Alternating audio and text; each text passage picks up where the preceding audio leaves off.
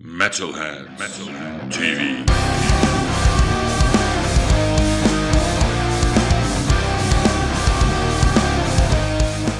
Hello Metalheads viewers, this is Kai. Right next to me is Andreas from Sepultura, and today we're gonna do an interview about the new record Machine Messiah. Andreas, you've been over 30 years a band with Sepultura. You've released over 14 records. So my first question is, how do you motivate yourself and be creative to keep the Sepultura machine alive? It's just like a privilege, to have a band like Sepultura that travels the world. We spent the last 3 years, playing all over the place, celebrating 30 years of Sepultura. Every tour we go to a different place, to a new place for the first time. Like last time was Armenia, Georgia. We play more than 10 shows in Russia, places that we've never been before. And all of that is very motivating. We know new people, new bands, a new culture, new food, drinks, and everything. It's an influence, to write, to keep your mind fresh with ideas, and we have a great following. The fans are really fantastic. They follow the band. Of course, we gain and lose fans, with every new album, which is normal, regardless of the formation we had, But I think that the inspiration is life itself. We do what we love. To be here, to play music, to have a great label like Nuclear Blast, this lineup that we have right now, like I said, the fans, our families, everything is a great source of inspiration and motivation. So it's what we do. I mean, there's good stuff and there's the bad stuff, the bureaucratic stuff, all the business and everything. But that's what it's part of what we are. So everything is very motivating for us. Definitely. Cool. Yeah, let's talk about your new record. It came out in January, and I don't know if you know, but here in Germany it hit the chart position 27, which is of course we do. Yes. It is the highest chart position since 20 years or so. So yeah. How do you feel that the fans are still in Sepultura and care about? Because some people from the past or the internet say, after the Cavaleras left, the band is done. Who needs this band? And now, wow. Slot 27 in the charts. No, it's great. It took time. Of course, when Max left, we lost not only the singer but the whole structure. Management, all the trust from the label. Lost a lot of fans. It was very chaotic times. But at the same time, it opened a lot of new opportunities for Sepultura. And we brought in Derek Green. We changed our management, producers for the album, and we kind of restart our career basically. Against was one of the most important albums for us because it kept this band alive. And then we changed labels, went to SPV, and now with Nuclear Blast. And it's great. I mean. If people don't want to listen, if they think Sepultura is A or B, it's their problem. It's not my problem. I mean, we never really stopped, and we are here. We're only here because we went through all of these stages. This different process of rebuilding our confidence. Because when Max left was very chaotic. We thought about stopping everything or changing the name. A lot of stuff passed through our minds, but we took our time. We really reflected together with our families and friends. A lot of fans that stayed with us, during those days. A lot of gossip through the internet and to the press, talking shit here and there. We chose to stay away from it, While other people were talking shit, we were working, doing music, traveling, doing great tours, and really growing as a band, as people, as musicians. And here we are. I think it's one of our best albums for sure. We really prepare ourselves technically, mentally and physically, to record something like that. And it's a very demanding album, very different from everything we did in Sepultura in the past, and exploring our musicianship at the highest level. Eloy Casagrande came into the band and gave us a lot of new possibilities to our music, and here we are, enjoying ourselves. And without the bad times or the difficult times, you don't grow. Actually, you're gonna stay in the same position, and while other people are gonna pass you, trespass you. But we welcome challenges. I think the challenges are something that really feed us to try to do something different, to take the Sepultura music to different levels. And like I said, here we are, very happy with the album, the sound, the mixing, all the composition, the artwork, the response from the fans, the chart positions. Everything's so great, so motivating, it's fantastic. Fantastic time for us, definitely. I saw you record your new album in Sweden with Jens Borgen. So what was for you the reason first to record it in Sweden, far away from Brazil, and second with Jens Borgen? Yeah, that was the whole intention, to move to a different place. The last album we did with Ross Robinson in Venice Beach. A long time we didn't record an album outside Brazil because we were doing everything in São Paulo, basically, or Rio. And since Chaos AD, we didn't record anything in Europe, an album in Europe. So Derek suggested Jens Borgen, because Sweden have like it's hard to point, but a very different atmosphere. You cannot really find anywhere in the world. They have great music, great musicians, from ABBA to Malmsteen, and all the rock scene that they have. It's fantastic. It's great. And Jens, work with bands like Creator, Opeth, Soilwork, Angra, our friends from Brazil, Moonspell, all bands that we know very well. And we talked with them, oh, how is Jens and stuff, and everybody gave like really great positive credentials, for Jens, and it was perfect, since the very first time we met. The chemistry between the band and Jens was great, We really excited to work with each other. Of course, he knows Sepultura, the history of Sepultura, and we took Sepultura to a new level. I mean, Jens was, I think, fundamental, to extract that sound that we want to have on this album. Very different songs from each other, to build that atmosphere of an album on a storyline. And Jens, it's very professional, very focused, have a great sense of humor as well, which is very important, in such a demanding recording like that. And we had a great time, we enjoy a lot, and who knows, I mean, it's something that maybe we'll work together again, because we had some type of connection that really was something new for him and for us as well, I'm a student of digital media. This means our whole study program is about digital transformation, digitalization, digital lifestyle, which is the right concept for your record. Yeah. And my professor said, for my master thesis, I have to think about the pros and cons of digitalization. So I would give this question to you. What kind of answer would you give him? What are the pros and cons of digitalization? I think that's exactly what Machine Messiah is talking about, to find this balance. It seems to me that robotics are not really helping the human being develop our own intellect and brain, connection with nature. There's so many frequencies and energies around that we cannot really explain. Religion gives different names for this kind of stuff, and science as well, other dimensions, and physics and all that stuff. And we're here, with our smartphones, watching movies, and kind of a way of that awareness, So of course, robotics are here. We're not against robots, It's not something that we say kill all the robots, It's not like that. But it's important to find a balance, It's everything. It has to have discipline.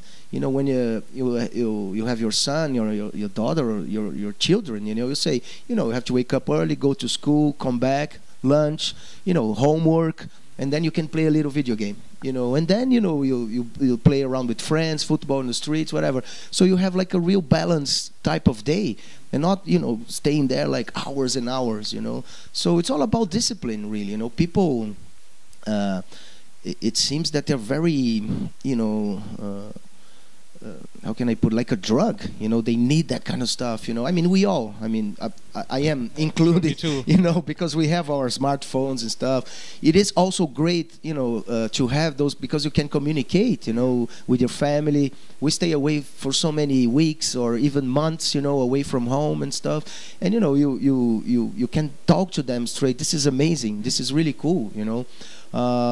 But we always have to remember not to lose our human ability to have a point of view, to have an opinion, you know, to have the ability to say no and questions why, you know, that kind of stuff. Because a robot just receive information and act according to that information, and we cannot, you know, lose this. It's not a battle, you know, but lose this advance or, you know, development of society, let's say, you know.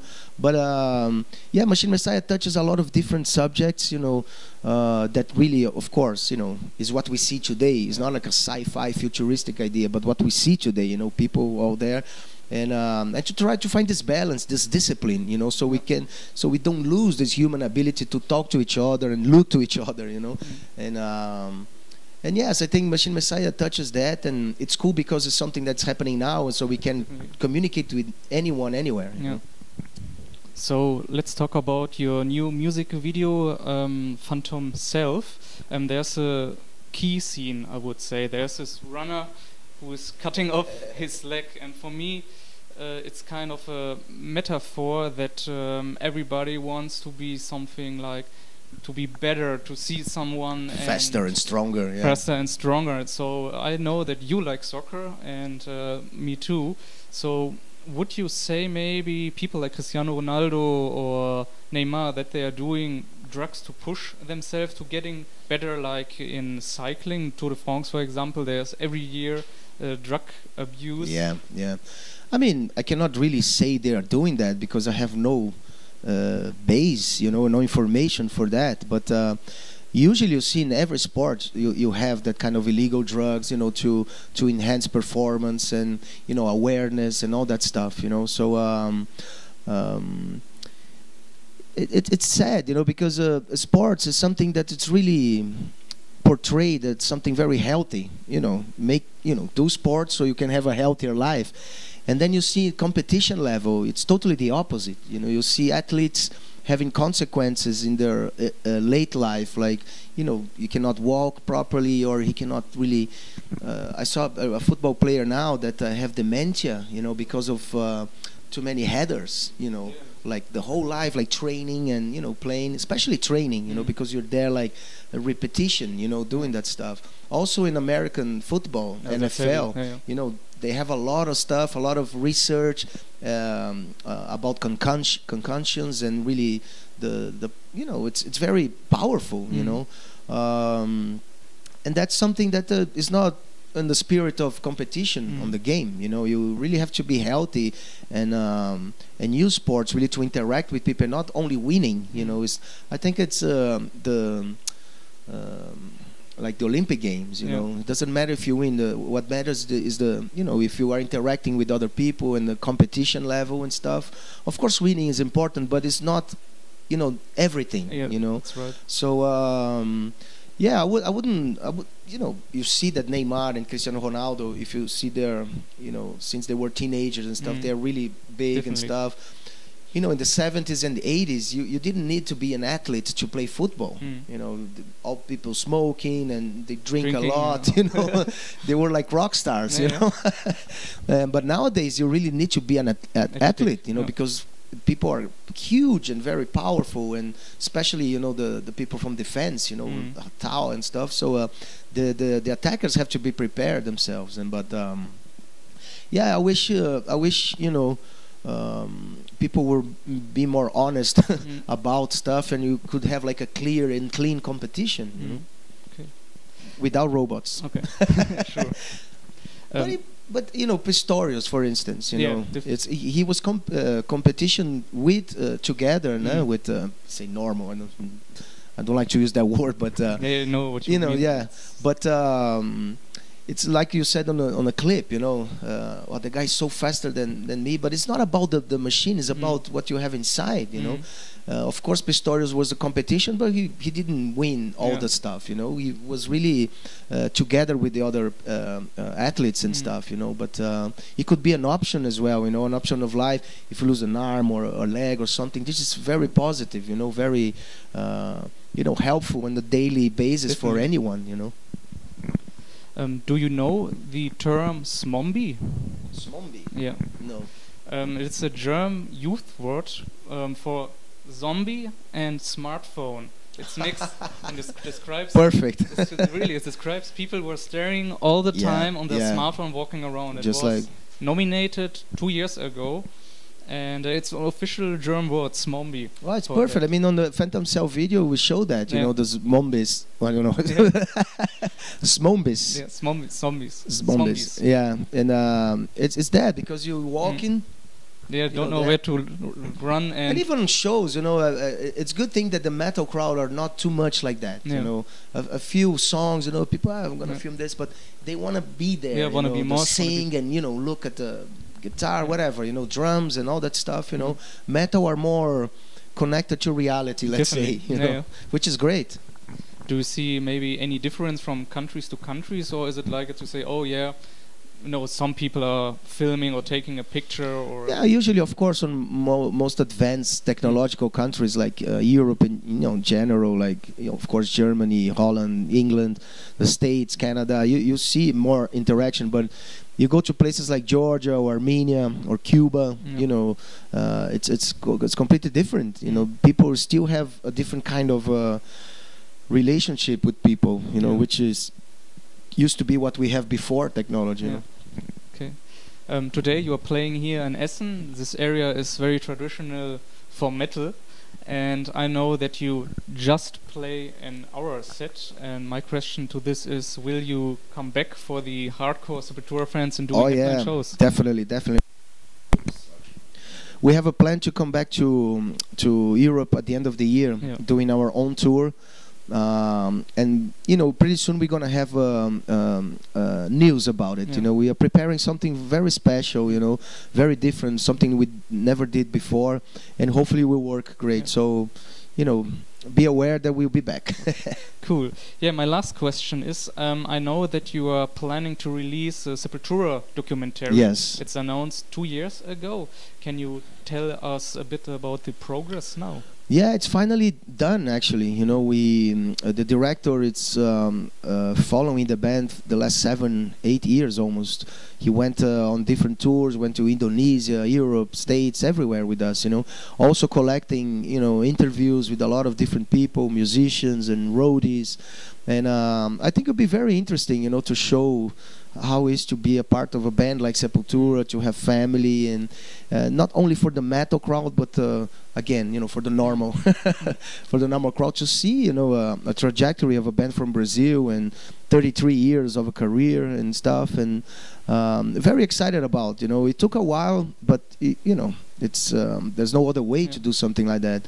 But hopefully now in May and April we're gonna have more news and a date, you know, for a specific official release. Okay, cool, Andreas. Thank you very much for your time. Is there anything you want to share with your fans? You can do it now. Just to say a big thank you, you know, for all the support during all those 33 years. Very happy with the response that we have with Machine Messiah. And like we were talking about, you know, we'll be back soon with our own show to play more songs. And just, you know, pay attention to the news, and we'll be back soon. Okay. Dankeschön. Metal-heads.de